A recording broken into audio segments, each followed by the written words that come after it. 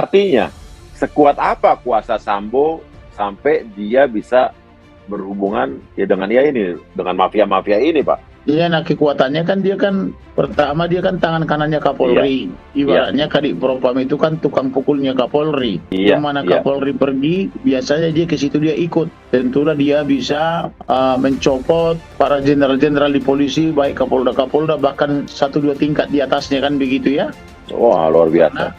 Karena jabatan dia sebagai Kadif Propam. Bahkan nasib para jenderal maupun para kombes di yang lainnya itu ke bawahnya itu berada di tangan dia.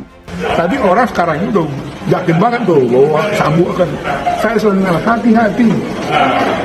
Sambo bukan orang sembarangan, puluhan tahun jadi reserve. Bukan nggak tahu deh cara. Dia kan sebagai bos mafia dia tahu dari caranya keluar dari. Orang waktu saya tanyain segala macam, ada saat dia nangis, ada saat dia senyum, seperti kira-kira bahasa isyarat, lu nggak tahu siapa gua kali ya gitu. Senyum dia dan dia konstruksi nyantai aja, bukan dia nggak ada. Kalau ini tidak antar institusi, tetapi di dalamnya sendiri ada banyak masalah. Yang jelas ada hambatan-hambatan di dalam secara struktural ya, karena ini tidak bisa dipungkir ini ada kelompok Sambo sendiri nih yang seperti menjadi kerajaan Polri sendiri di dalamnya, seperti sub Mabes lah ini yang sangat berkuasa, dan ini yang menghalang-halangi sebenarnya. Setelah sebut Ferdy Sambo bos mafia, Ketua Komnas HAM gambarkan geng Sambo seperti tumor di Polri. Ketua Komisi Nasional Hak Asasi Manusia Komnas HAM Ahmad Taufan Damanik tidak hanya menyebut bekas Kadif Propam Polri Ferdy Sambo sebagai bos mafia. Dalam keterangannya, Ahmad Taufan Damanik bahkan menilai geng Ferdy Sambo seperti tumor yang menggerogoti institusi Polri. Kata mafia kurang tepat kalau di publik, itu kan istilah obrolan informal sesama teman, sayangnya direkam dan diposting, kata Ahmad Taufan Damanik. Di wawancara lain, saya menggambarkan kelompok ini seperti tumor yang menggerogoti institusi Polri dan penegakan hukum. Oleh karena itu, Ahmad Taufan Damanik meminta Kapolri Jenderal Listio Sigit Prabowo berani mengambil tindakan tegas dengan membuang geng Ferdy Sambo dari institusi kepolisian. Makanya Kapolri harus berani ambil tindakan tegas membuang semua elemen tumornya, ucap Taufan. Sebelumnya viral di media sosial, Ahmad Taufan Damanik menyebut Ferdy Sambo sebagai bos mafia. Tak hanya itu, Taufan Damanik menilai Ferdy Sambo bukanlah orang sembarangan di reserse institusi Polri. Sambo bukan orang sembarangan puluhan tahun jadi reserse. Bukan nggak tahu dia cara hahayakan sebagai bos mafia. Dia tahu caranya keluar dari, ucap Taufan Damanik sebagaimana video viral yang dilihat KOMPAS TV. Orang waktu saya tanyain segala macam, ada saat dia nangis. Ada saat dia senyum seperti kira-kira bahasa isyarat lu nggak tahu siapa gua kali ya, senyumnya. Dalam video yang dilihat, Ahmad Taufan Damanik juga mengatakan hanya Baradae yang saat ini di luar pengaruh atau kekuasaan Ferdy Sambo. Selebihnya seperti Putri Chandrawati, Bribka Riki Rizal, dan Kuat Maruf yang merupakan sopirnya masih dalam lingkaran Ferdy Sambo. Dan jangan lupa kecuali si Baradae itu yang lainnya masih dalam lingkarannya FS, ujarnya. Bayangkan kalau mereka besok cabut BAP-nya, pusing enggak jaksa sama hakim. Taufan Damanik kemudian menambahkan, jika mantan Kadif Propam Polri tersebut memiliki uang yang sangat banyak. Sehingga dalam kasus yang disangkakan, Taufan meyakini Ferdy Sambo bisa membayar berapapun pengacara top yang ada di Indonesia. Dia punya duit yang banyak, pengacara top Indonesia berapa orang dia bisa bayar, ujarnya. Sebagaimana diberitakan hampir 2 bulan terakhir, nama Ferdy Sambo mencuat dan menjadi perbincangan publik karena diduga menjadi otak dari pembunuhan berencana terhadap Brigadir Pol Nofriansyah Yosua Huta Barat atau Brigadir J.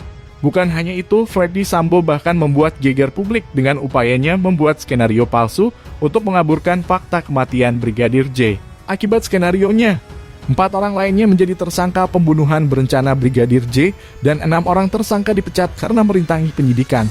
Tidak hanya itu, dari skenario palsu Ferdy Sambo juga puluhan anggota Polri akhirnya ada yang dimutasi hingga dipecat. Kompolnas posisi Ferdy Sambo Superbadi banyak polisi ketakutan hingga langgar kode etik.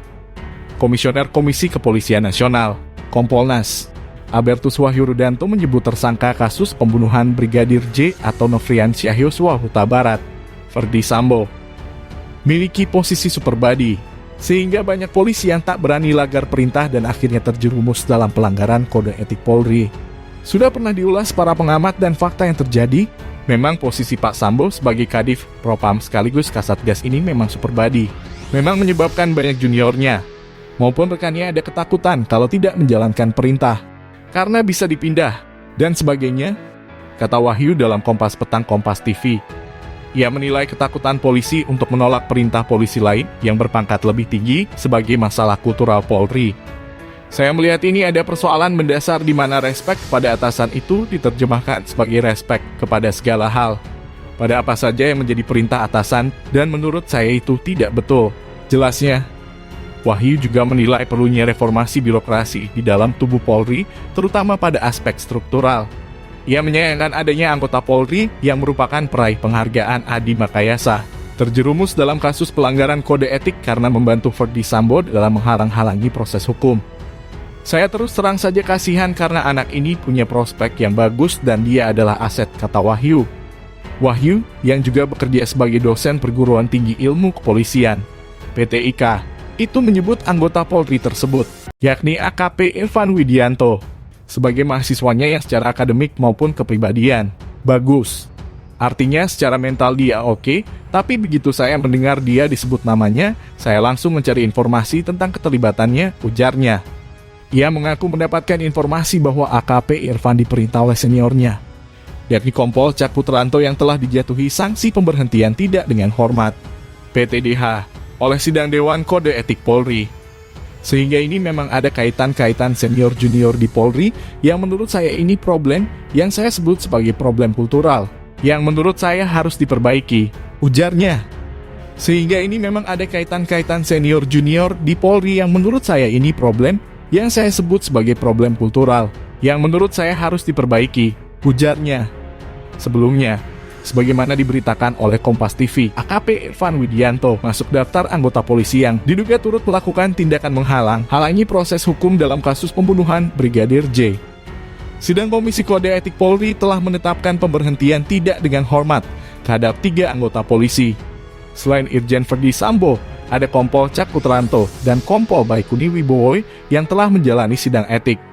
Keduanya berperan dalam menyimpan dan merusak CCTV di pos pengamanan depan rumah dinas Ferdy Sambo, Duren 3, Jakarta Selatan.